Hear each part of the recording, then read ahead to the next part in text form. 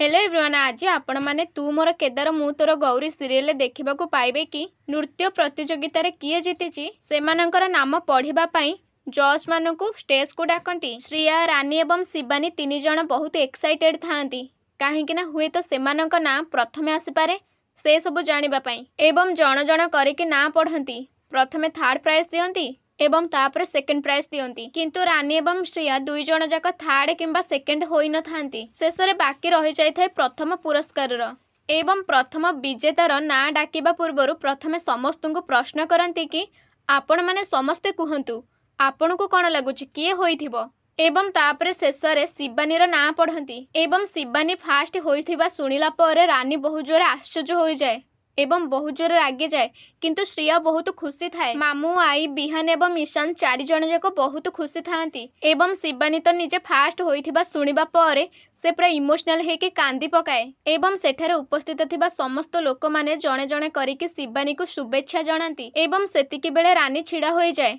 एवं समस्त को जोर पाटिरे कुहे कि एइटा असंभव, सी एमिति कौन नाचिदेला जे ताको प्रथम प्राइज दिया जाउछि। मते लागुछि ए सब पूर्वरु डिसाइड हेकी थिला कि ताको प्रथम प्राइज दिया जिवो बोली। आउ जदि पूर्वरु सब किछि डिसाइड हेकी थिला ताले कंपटीशन करिबार लाभ कौन।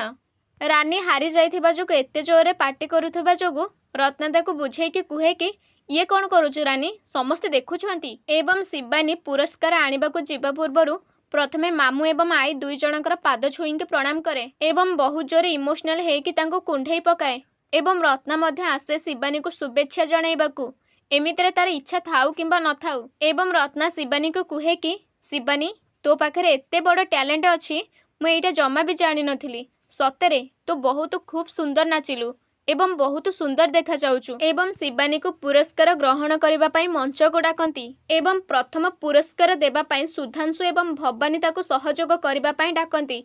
ताले सांग माने आगु को जानिबा पई चैनल को सब्सक्राइब करिक रखंतु।